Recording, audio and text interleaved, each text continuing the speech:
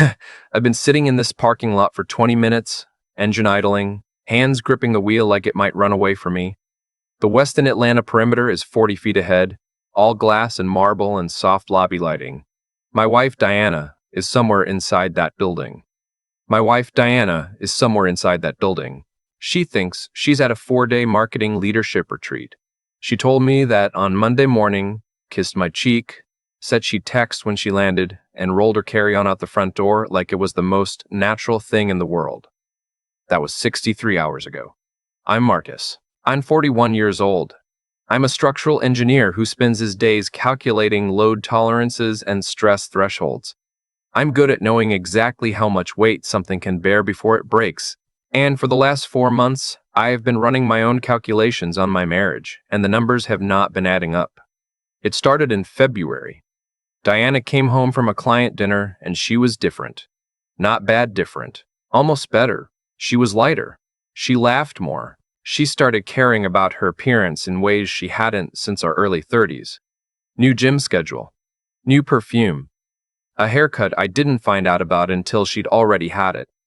I told myself it was a confidence phase, a work win. Some professional momentum she was riding. I wanted to believe that. I tried hard to believe that. But then I noticed her phone. Diana had always been casual about her phone around me. Left it on the kitchen counter, face up. Handed it to me to look up directions when she was driving. Normal, married stuff. Sometime around March, that stopped. The phone started going face down the moment she set it anywhere. It went into the bathroom with her. It charged on her nightstand with the screen brightness turned all the way down. Small things. The kind of things that don't prove anything on their own. The kind of things that, if you mention them out loud, would make you sound paranoid and controlling. So I didn't mention them. I just watched. Then about 6 weeks ago, I noticed the smartwatch situation. We both have the same model, a wedding anniversary gift we gave each other 2 years back. And at some point in our initial setup, we'd linked them to the same family account so we could share health data. It was a gimmick we thought was sweet and then forgot about. Diana forgot about it. I remembered it in April when I was updating my own watch settings and saw that her location data was still syncing. I didn't do anything with that information immediately. I told myself it would be an invasion of privacy. I told myself I was being paranoid.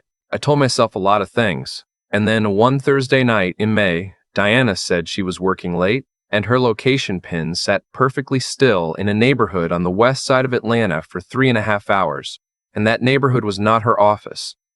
I looked up the address. It was an apartment complex called The Meridian. I didn't confront her. I know myself well enough to know that if I confronted her then, with only a location ping and a bad feeling, she'd deny it. I'd have nothing concrete, and I'd be the paranoid, controlling husband who violated her privacy. I needed more.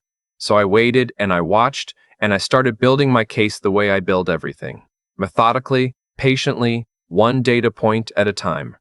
2 weeks before this retreat, I got the data point I couldn't explain away. Diana was in the shower on a Sunday morning. I was putting laundry away in our bedroom, which meant I was near her nightstand, which meant I was near her phone. It buzzed, face down. I picked it up. I told myself I just wanted to see who it was. The notification preview showed 4 words before the screen locked. Can't wait. Me either. The sender name in the preview was saved as Kyle Meridian Agency. That was a client. That was supposedly a professional contact. And those 4 words in that sequence, at 9:14 on a Sunday morning, meant exactly one thing. I set the phone back down. Face down, exactly one thing. I set the phone back down. Face down, exactly as it had been, and I stood there in my own bedroom in the home I had paid for with 11 years of marriage, and I felt the floor tilt under me. But I didn't break. I made a decision instead. I was going to find out everything. And I was going to be ready before she knew I knew anything. So when Diana came to me 3 days later and told me about this 4-day leadership retreat, the Westin, the Perimeter, a professional development program her agency was sending her to, I smiled and said that sounded great and helped her pack. And then I checked the watch data the moment she was asleep that night. The Westin Atlanta Perimeter does not have a Meridian Agency event registered this week. I verified that through the hotel's own public events calendar. There is a healthcare industry conference in the ballroom. There is a university alumni weekend. There is no marketing leadership retreat. So here I am, 40 feet from the front entrance, figuring out exactly how much weight this thing can bear. I go inside. The lobby is high-ceilinged and busy in the way hotel lobbies are always busy.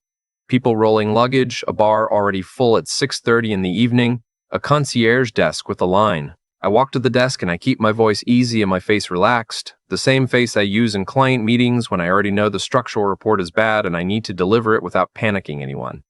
I tell the desk clerk my name. I say my wife is a guest, and I'm surprising her for our anniversary. Could they let her know I'm here? Or if she's already given permission, perhaps give me a key. The clerk, a young woman with a patient smile, asks for my ID. I hand it over. She types. She confirms that yes, Diana Holloway is registered, and yes, there is a guest authorization on file. She slides a keycard across the counter. I thank her. I ride the elevator to the 8th floor. I walk down the hallway and I pause in front of room 814, and I stand there for a moment because once I open this door, there is no version of my life where I don't know what's on the other side. I open the door. Diana is alone. She's at the desk by the window with her laptop open, reading something, and she looks up when the door opens and her face goes through 5 emotions in about 2 seconds. Surprise, confusion, the beginnings of a smile, something that might be alarm, and then a very deliberate settling into a neutral expression that I recognize as her composing herself. "Marcus," she says, "what are you doing here?" I tell her I wanted to surprise her. "Anniversary is next month," I say, "and I thought I'd come down, take her to dinner somewhere nice, make a weekend of it if she could swing it." I watch her face the whole time. She's good. She smiles and stands up and comes to hug me, and she says that's so sweet, she just wasn't expecting me. The retreat schedule is pretty full. I hug her back and I tell her not to worry about it, we'll figure it out. She goes to freshen up. I hear the bathroom fan turn on. I look around the room. The room is neat. 1 suitcase, her roller, 2 wine glasses on the desk, 1 with a small amount of red wine still in it, 1 clean. I look at the clean one for a long moment. Could be room service. Could be. She poured herself a glass earlier and it's still clean because she set it out to use later. There are a dozen explanations. I look at the nightstand. Her phone is there, face down, and next to her phone, tucked halfway under the lamp, is a keycard sleeve. The little paper envelope hotels give you to hold your room key. Except the one Diana got at check-in should only have 1 key in it. This sleeve is too thick. I pick it up. 2 keycards. Her name is printed on the sleeve. 2 keycards for 1 room. I put it back exactly where it was. Then I do something I'd prepared for the possibility of. I took a contact from my phone, pulled up a number I'd saved 3 days ago when I'd done my research, and I sent a text. Just 2 words. He here. 20 seconds later, my phone buzzed back. Yes. 816. I had reached out 2 days before this trip to a woman named Serena. Serena is Kyle's younger sister. She is 29 years old, and she works in HR at a mid-size insurance company in Buckhead. And she and her brother have not spoken in over a year. Not since Kyle moved into the Meridian apartment complex and Serena found out that the apartment was being paid for partly by company entertainment accounts and partly by a woman whose name Serena had recognized. Diana's name. Serena knew Diana because Diana and Kyle had been at the same industry gala 18 months ago, and Serena had been Kyle's +1. She'd liked Diana. She'd felt sick when she put it together. Serena had been trying to figure out what to do with what she knew for 4 months. When I found her, through a professional network connection, a mutual contact in the Atlanta ad industry, she was almost relieved. We'd had 2 careful phone calls. She told me what she knew. I told her what I suspected. We agreed that if we were going to do anything, we needed to be certain and we needed to be prepared. When Diana mentioned this retreat, I'd called Serena immediately. She'd confirmed that Kyle had told his own assistant he'd be unreachable for 4 days starting this week. Team off-site, he'd said. The same week. The same hotel. 2 doors down. Diana comes out of the bathroom looking refreshed, wearing a different blouse. She suggests we go to the hotel bar for a drink before figuring out dinner.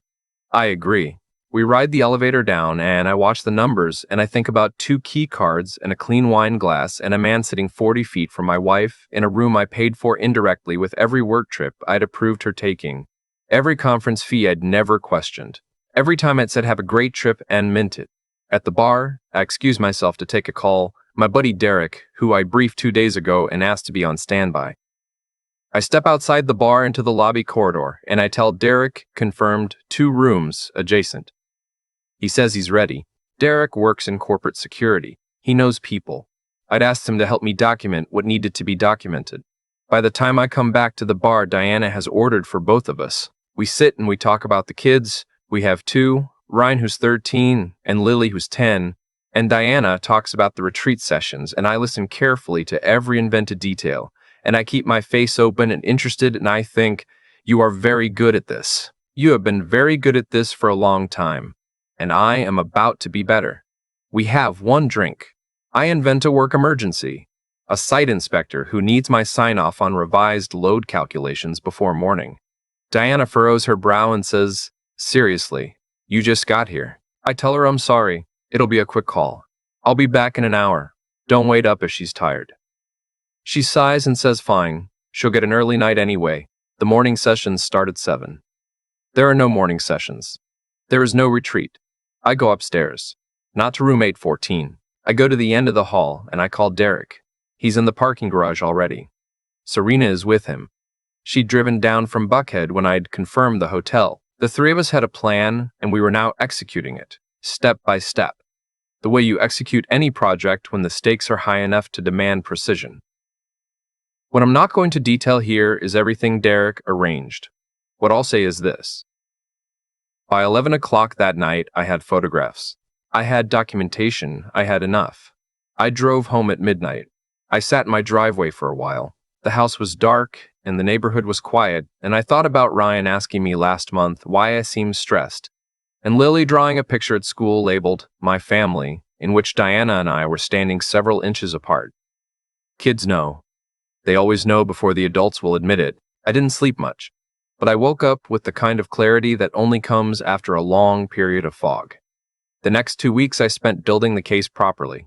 Serena and I exchanged information carefully, through an encrypted app she'd suggested. She had screenshots of communication between Kyle and Diana going back to December. She'd found them accidentally on a shared tablet Kyle had left at her parents' house over the holidays, before their falling out. She'd copied them to her own device, not knowing why yet, just knowing she might need them. She'd been right. I spoke to a divorce attorney named Patricia, a referral from Derek. Patricia was direct in the way I needed her to be. She told me what would hold up, what wouldn't, what my asset position looked like, what a reasonable custody arrangement might look like given our kids' ages and both our work schedules. I left her office feeling, for the first time since February, like I had solid ground under me. The weeks during that period were strange. Diana came home from the fake retreat on Thursday evening looking relaxed, slightly sunburned on her forearms. From the hotel pool, I realized, and talked about the sessions with enough invented specificity that I could see how much she'd rehearsed it. She brought home a branded tote bag from a conference we both knew she hadn't attended. I smiled and said, sounds like it was productive, and asked what she wanted for dinner. I cooked. We ate. The kids talked about school. I watched my wife across the dinner table, and I thought about 11 years and 2 kids and a mortgage, and everything we had built together, and what she had chosen to do with it. And I kept my face neutral, and I passed the salad, and I refilled Ryan's water glass. On a Friday 3 weeks after the hotel, Diana told me she was going to visit her college roommate Becca in Savannah for a long weekend. Just the girls, she said. Becca just got out of a tough relationship, needs the support. I knew Becca. I'd met her at her wedding. She is a kind person, and she had nothing to do with any of this. But Savannah was 4 hours away, and Diana was taking the weekend. I drove to Savannah. I want to be clear about why. Not to follow Diana. I already had what I needed. I drove to Savannah because I had made some phone calls that week and found out that Kyle had booked a weekend at an inn on the Savannah riverfront. I was not going to confront Diana at a hotel again. I was going to confront her at Becca's house, because Becca's address was real, and because the presence of an innocent third party who had unwittingly been used as cover would make it very difficult for Diana to control the narrative. I arrived on Saturday afternoon. I texted Becca first. That conversation was not easy. Becca was horrified to learn her name had been used. She was furious on my behalf, and she was also, I think, a little afraid of the situation she was being put in the middle of. But she agreed to let me come. She was gracious about it. Some people, when confronted with someone else's crisis, show you exactly who they are.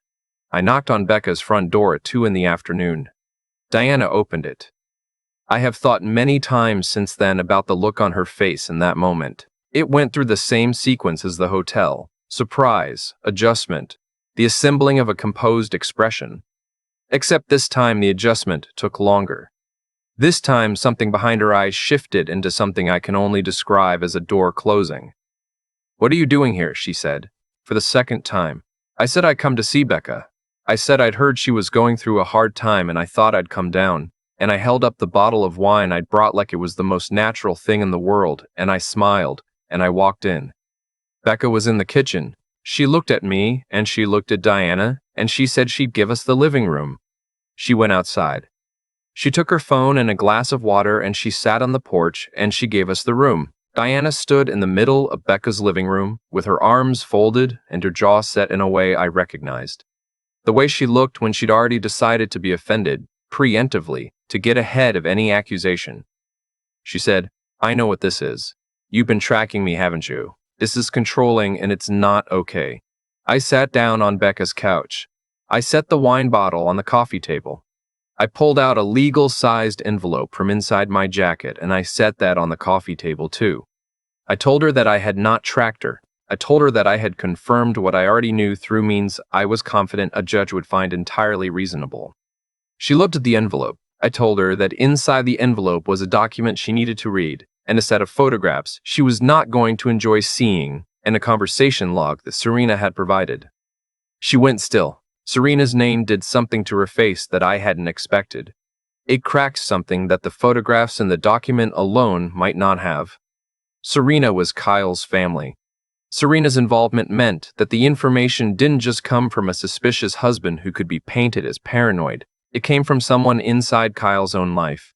Diana could not control that narrative. She said, "You had no right to involve her." I said, "She involved herself. She came to me." That wasn't entirely in that order, but it was true enough. Diana reached for the envelope.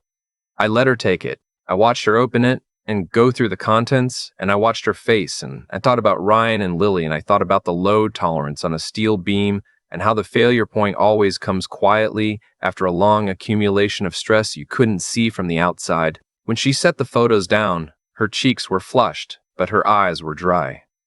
She's not a crier in front of people she's angry at. I knew that about her. She said, "You're going to tell me this is over." I said, "I'm going to tell you that Patricia Ellison has already been engaged and that she will be filing on Monday, and that I have already spoken with Ryan and Lily's school counselor so that there is support in place for them when we tell them." That hit her. The counselor, the pre-planning for the kids, the fact that I had thought about our children in the middle of all of this while she had been spending weekends at riverfront inns. Something in her expression shifted, not into remorse exactly, but into a kind of reckoning, like she was doing her own calculations and arriving at a number she hadn't expected. She said, "You've been planning this for weeks." I said, "I've been protecting myself and our kids." There's a difference. She started to say something about Kyle. Something about how it wasn't what it looked like, about how she'd been unhappy, about how I hadn't been present the last few years. I've thought a lot about that argument since. The "you weren't present" argument. There's always some truth in it. Marriages drift. People get busy and tired, and they let the small, connective moments go. I know I wasn't perfect, but I also know there is a conversation you can have about that, and a decision you can make about that, and neither the conversation nor the decision requires a second keycard in a hotel room 2 doors down from your husband. I told her I wasn't there to argue about what I had or hadn't done. I told her Patricia would be in touch. I picked up my jacket. I went to the door. Diana said my name once behind me, and I stopped and I turned around and I looked at her, really looked at her, the woman I'd married, the mother of my children, the person I'd assumed was on my team for 11 years, and I said, I hope you figure out what you actually want. And I walked out. Becca was on the porch. She stood up when she saw me, and she put her hand on my arm, and she said, "I'm sorry, Marcus." I said, "You didn't do anything wrong." She nodded, and she looked tired and sad in the way good people look when they've been put in the middle of someone else's mess. I drove home, 4 hours. I stopped once for coffee, and I sat in a gas station parking lot in a small town somewhere between Savannah and Atlanta, and for the first time since February, I cried. Not for long, just for a few miles worth. Then I kept driving. The divorce process took 5 months. Diana did not fight it the way I'd worried she might. I think the evidence in the asset documentation and Patricia's general formidability combined to make fighting it seem more costly than accepting the terms. We reached a custody arrangement that put the kids with me as primary residential parent. Diana's work schedule made that the practical choice, and I think some part of her knew it was also the right one. The kids see her every other weekend and for longer stretches in the summer. It has not been easy on them. It has been hard in ways I didn't fully anticipate and in ways no amount of preparation can cushion. Ryan went quiet for a while. Lily asked me once if it was something she did, and I held her for a long time, and I told her, no, absolutely not. This was entirely about grown-up decisions and had nothing to do with her. Kyle and Diana were apparently together for about 4 months after the separation. Serena told me, and she heard it from her parents, that Kyle ended it somewhere around month 30, something about his own life being too complicated right now for anything serious. Diana did not comment on that when it came up in a co-parenting exchange.